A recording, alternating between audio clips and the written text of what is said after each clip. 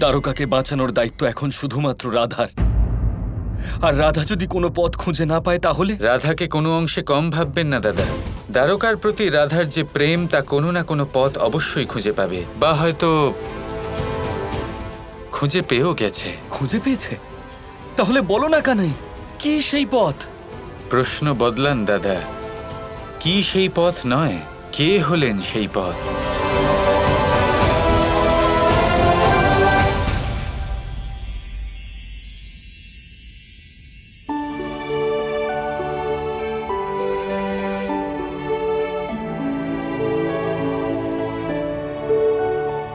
দেখুন কত মধুর সুস্বাদু খাবার। কানাই, এই মুহূর্তে সমগ্র দ্বারকায় বিপদ ঘনিয়ে আছে আর তুমি খাবারের চিন্তা করছো? এই কেন ভাবছেন যে এটা আমি নিজের জন্য আনিয়েছি? হ্যাঁ, জানি যে এত খাবার তুমি একা খেতে পারবে না, কিন্তু এই মুহূর্তে আমার ইচ্ছে করছে না কিছু খেতে কানাই। আপনার এটা কেন মনে হচ্ছে যে এটা আপনার জন্য রয়েছে? তাহলে কার জন্য? এগুলো হলো তার জন্য যার প্রথম কাজ হলো ভোজন করা।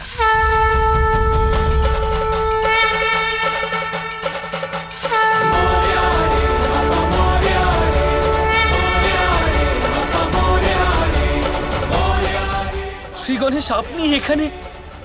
প্রণাম শ্রী গণেশ। রাধা আসতে বলেছে দ্বারকাকে রক্ষা করার জন্য। আমি বলেছিলাম আপনাকে রাধাকে কম মনে করবেন না। ও দ্বারকাকে রক্ষা করার জন্য সাক্ষাৎ বিঘ্নহর্তাকে ডেকে পাঠিয়েছে। এটা তো আমি ভাবিনি। বিঘ্নহর্তা শ্রী গণেশ? না শ্রী গণেশ,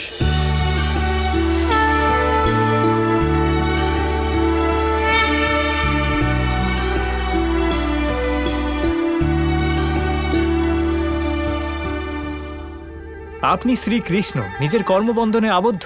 আপনি নিজের কর্ম করুন, কিন্তু আমি তো শুধু প্রেমই দেখব। আপনি নীরব থাকুন, আমি সাহায্য করব শ্রী রাধাকে। এবার রাধার সামনে আগত সমস্ত বিঘ্নকে আমার সম্মুখীন হতে হবে। আপনি আমাকে আটকাবেন না, শুধু এইটুকুই অনুরোধ। আপনার এমন কেন মনে হচ্ছে যে আমি বাধা দেব? আর কিভাবে বাধা দিতে পারি?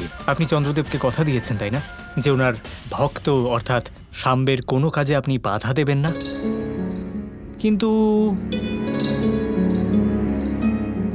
বলরাম দাদা, আপনি তো আমাকে সাহায্য করতেই পারেন, তাই না? হ্যাঁ হ্যাঁ, নিশ্চয়ই শ্রী গণেশ। রাধার জন্য তো আমি কাউকে দেওয়া প্রতিশ্রুতিও ভাঙতে পারি। আপনি শুধু বলুন যে আমাকে কি করতে হবে। চন্দ্রদেব খুব শক্তিশালী হয়ে উঠেছেন, আর সেই জন্য সমগ্র দ্বারকা ওনার পুজো করছেন। সূর্যদেব দুর্বল হয়ে পড়েছেন, কিন্তু এই বিষয়টা আমি দেখে নেব। দাদা, আপনি সামন্তক মণি খুঁজুন। সামন্তক মণি খোঁজার তো আমি বহু প্রচেষ্টা চালালাম শ্রী গণেশ, কিন্তু এই মণি আমি কোথাও খুঁজেই পেলাম না। কে জানে ওই মণিটা কোথায় আছে? নারায়ণ বলবেন আমাদের।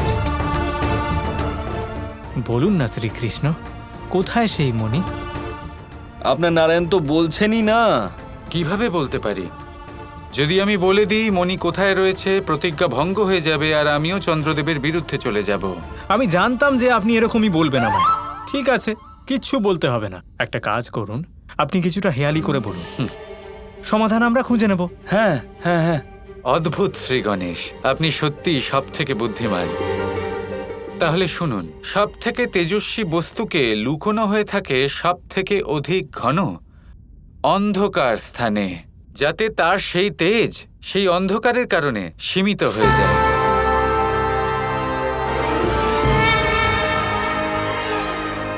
ধন্যবাদ শ্রীকৃষ্ণ। দাদা, কিছু বুঝতে পারলেন? সব থেকে তেজস্বী তেজস্বী আসলে সামন্তক মুনি।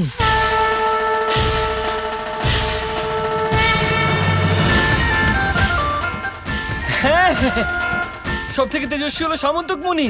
দ্বারকার সব থেকে অধিক অন্ধকারময় স্থানে আপনাকে খুঁজতে হবে ওটা।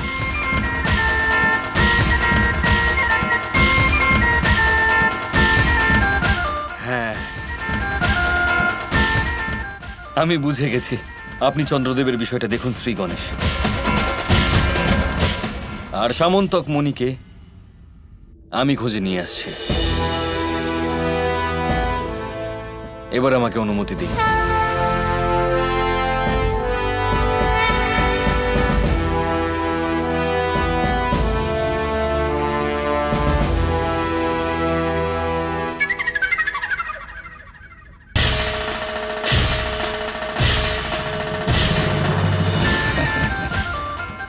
এই সব কিছু আপনারই জন্য শ্রী গণেশ।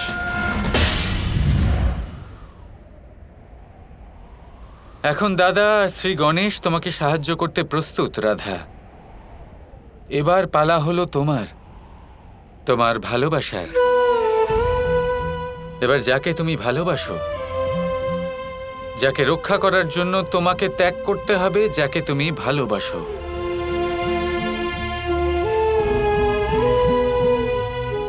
এবার প্রেমের চরম পরীক্ষার সময় এসে গেছে রাধা। নিজের সম্পূর্ণ শক্তি দিয়ে চন্দ্রদেবের জপ করুন আপনারা সবাই। আজ চন্দ্রদেবের শক্তি যেন সব শক্তিকে অতিক্রম করে যেতে পারে, তাহলেই দ্বারকাকে রক্ষা করা যাবে। সবাই একসাথে বলুন, ওম চন্দ্রদেবায় নমঃ। ওম চন্দ্রদেবায় নমঃ।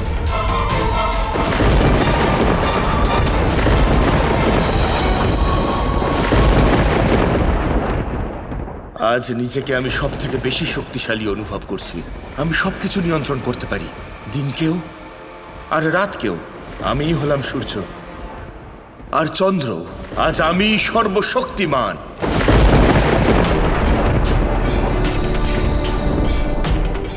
অন্ধকার আর প্রকাশের ভারসাম্যই হলো সৃষ্টি। আমার বিশ্বাস যে শ্রীকৃষ্ণ আর দেবী রাধা নিশ্চয়ই কিছু না কিছু করবেন, কিন্তু আমাকে নিজেও চেষ্টা করতে হবে। আমি চেষ্টা করব।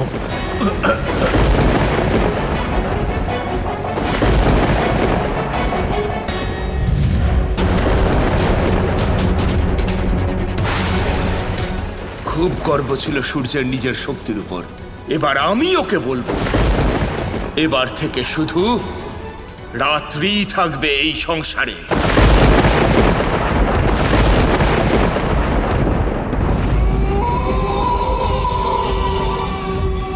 দ্বারকার সব থেকে অন্ধকারময় ক্ষেত্র হলো এইটাই।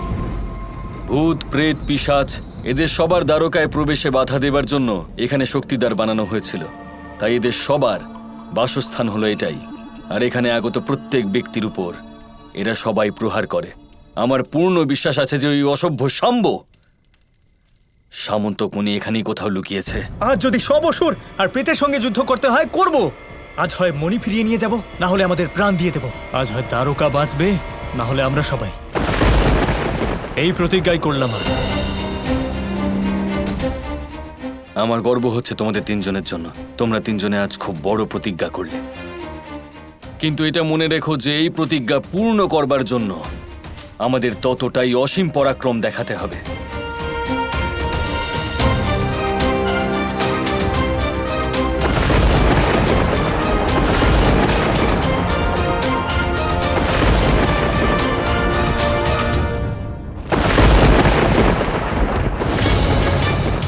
যেভাবে আমার কুল নাশ হয়েছিল সেভাবেই দ্বারকার বিনাশ হবে।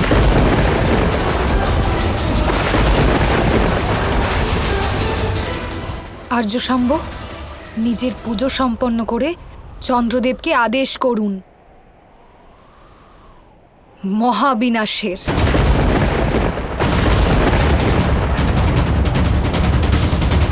ওম চন্দ্রদেবায় নমঃ। চন্দ্রদেব,